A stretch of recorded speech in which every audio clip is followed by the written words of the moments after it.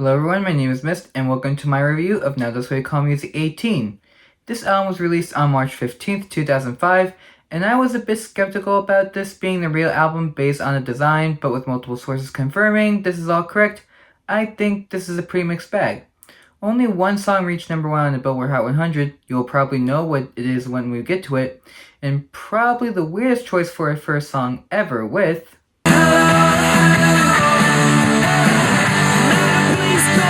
Usually U2 is featured near the back of an album, but here they are as the first artist.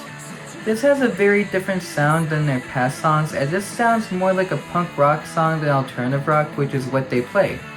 The demo of this song was actually made by the band's guitarist, The Edge, using a Pro Tools rig, and a lot of the songs on the album were made with Chris Thomas as producer. I don't feel strongly about this song as it doesn't sound appealing to me. I can't deny that it has its fans, but unfortunately, this song is not for me. And now on to a few pop songs, starting with...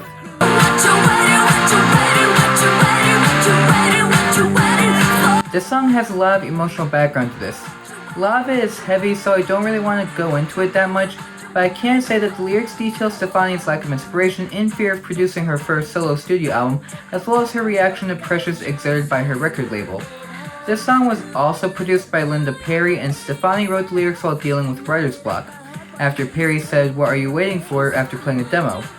In my opinion, I really like the song, as it is a really fun song to listen to. It did take a while to grow on me, but in the end, it ended up becoming a really enjoyable song. And now on to an artist who is more of an actress than a singer.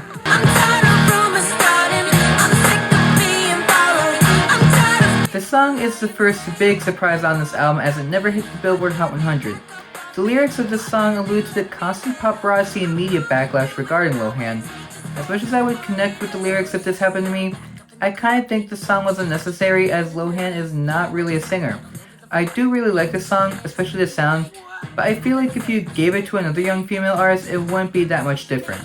But as it is, it's pretty good. And now on to a rapper I like on a personal level, but on the musical level... When the pimp's in the crib, ma, drop it like it's hot, drop it like it's hot, drop it like it's... I think it speaks volumes when this is the only song to hit number 1 on the Billboard Hot 100. This song is one of the most iconic songs of all time, especially since this is what people think of when they hear the phrase associated with the song. I don't know if I said this last time I talked about Snoop Dogg, but I really think he is a good guy and I like him on a personal level, but I have never been a fan of his music. Snoop Dogg knows how to rap and is really good at it, but I have never been a fan of this song and have always found it pretty annoying. If you like this song, good for you, but it is not for me. And now on to a group we haven't seen for some time.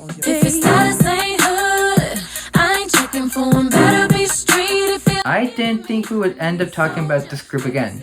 The song is very simple in lyrics, as each member of the group sings about their favorite type of male love interest.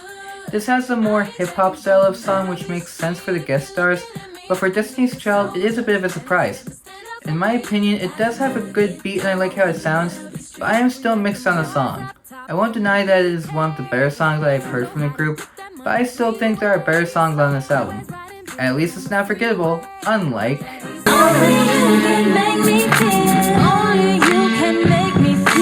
This song blends both rock and R&B music, which is a really weird combination. The introduction of the song is the only part that uses a sample, as the sample is Why You Treat Me So Bad by Club Nouveau. This song basically talks about her being in love and willing to do anything to be with the one she loves, no matter the cost. This song is pretty weird in execution, but I also have a hard time remembering the song because of its weird blend of sounds. At best, I can say I am mixed on this, but there are better songs on this album. And continuing with hip-hop, we have... I'm a baller, high roller, baby, baby, baby. This song is about as generic as the first time we talked about Chingy. This song I feel has a really good beat, and compared to his other lead-off single, Right There, I think that this is a much better song. I don't know what it is with Chingy and his lead-off singles having weird titles, but I really do like the song, and it is one of the better songs that was released by Chingy. And now onto an artist I am pretty sure everyone knows about at this point. Baby, when I used to love you, there's nothing that I wouldn't do. This is not the single people think of when you think of John Legend's early songs, but this was his debut solo single. The production of this song seems weird at first, but then you realize that a specific controversial rapper did the production of the song, and due to my dislike, I would rather not talk about him until I absolutely have to, which will happen at some point. Back to John Legend, the song is pretty good, but I don't feel it's better than songs that are on the latter half of the album. I don't think it's bad, but it's also not something I would revisit. And now on to a pretty strange collaboration song. Cause it's all in my head. I think about it over and over again. In today's music scene, seeing this is normal, but I am pretty sure seeing a rapper and country singer collaborating on a track would have been weird in 2005. The song is all about focusing on regret in both sound and lyrics. A lot of critics praised the song, but the most praise went to McGraw's vocal performance, which I understand as he has a really good voice for songs like this. I think that this is a fine song, but even as a country fan, I can't get into this song. I think Nelly is better on upbeat songs, and while Tim McGraw is a great singer, he has done better on other songs. It's fine, but I think it could have been better. And now onto a song I think is even more emotional.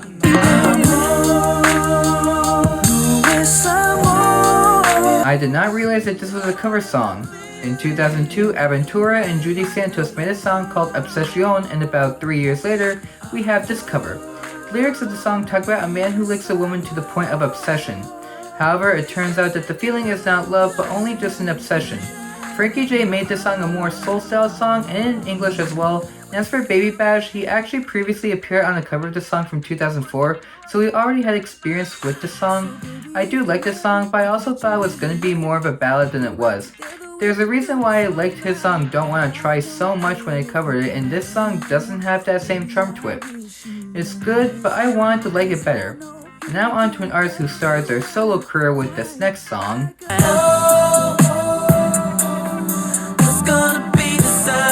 This was Omarion's first single as a solo artist, as he was originally a member of B2K. His first single was either going to be this song or Touch, and eventually they went with this song. This song is a pretty good song, but when comparing it to other songs I've heard from him, I like some other songs better. Omarion is an incredible singer, and he chose a good song to lead off his solo career with, but like I said, he has better songs. And now on to a singer we are seeing for the first time with Even the best fall down sometime. This is Howie Day's most successful single to date. This song's lyrics are rooted in a relationship with notes of the occasional adversity the two people involved may face. I do like this song, and the lyrics work well with the sound. Howie Day has been around since the 90s, yet the album that this song is on didn't even release until 2003, and this is his first album. I do think Day may have had more music I like, but with this being the only song to receive mainstream attention, I don't really know if he had any better songs. And now on to a band that you may not have expected to see again.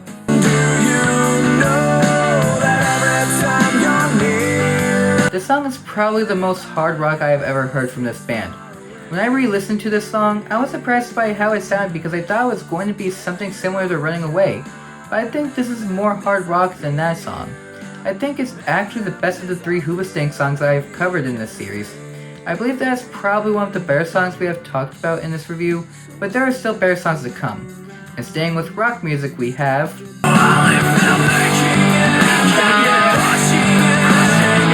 this song has a pretty dark background.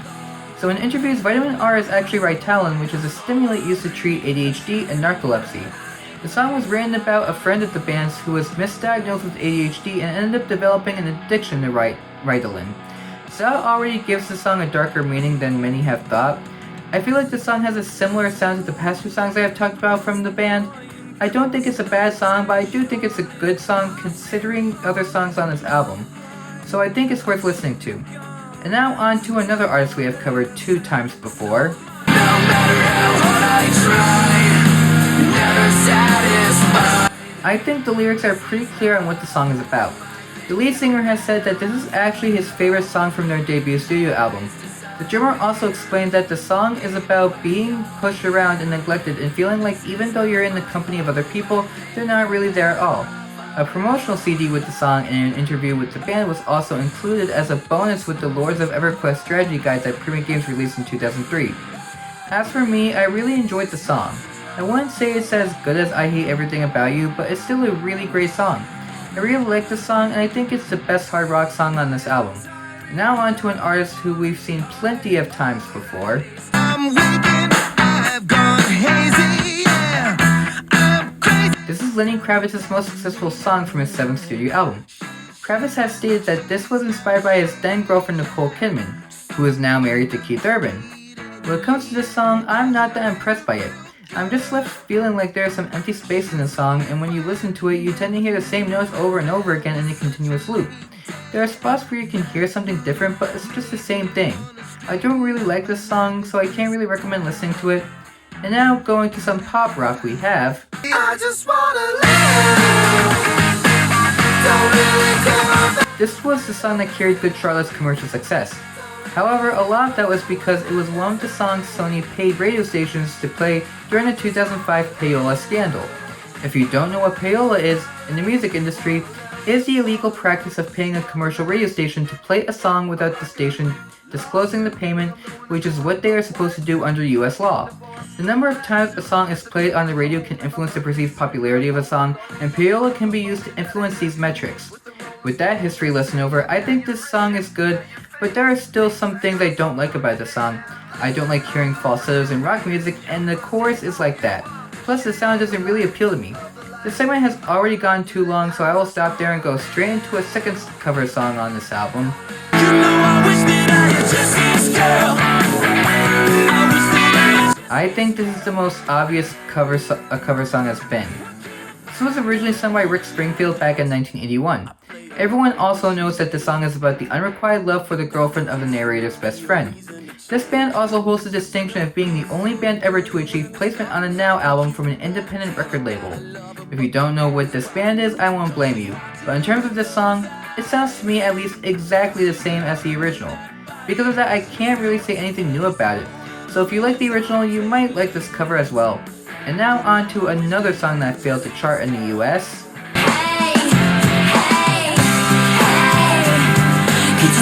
This became her highest charting single in the US after it was featured on a TV show. The TV show in question being MTV's Laguna Beach, the real Orange County.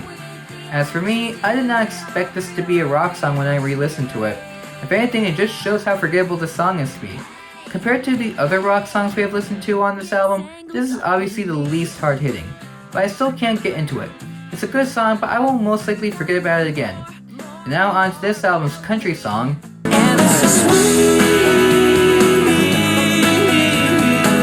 I honestly forgot how uplifting this song was, as I thought it was a ballad. This obviously paints a lighthearted piece of domestic life. This was a song that was in the top 40 of the Hot 100, which for a country song at the time is pretty good. This song is very upbeat, and even if the title made me think it was a ballad, I still think this is pretty good. It's definitely not the best song from Keith Urban that I have covered or even listened to outside the Now albums, but I think it is still pretty good. And that's it for this review, and I really did think it was better than it ended up being. I really hope this doesn't end up becoming the norm for me because I don't know if I can handle disappointment like that again. My favorite song on this album ended up becoming Home by 3 Days Grace. This band has become the second artist that had the honor for 2 songs, and it definitely says something since both are rock artists. In case you forgot, Bon Jovi was the first one. Plus, Home was an easy pick for me as it was the most fun I had listening to this album. Other songs I like will be in the description below, and next month we will end the year with another main series album. Until then, I hope you all have a Merry Christmas, and I will see you all next time. Take care.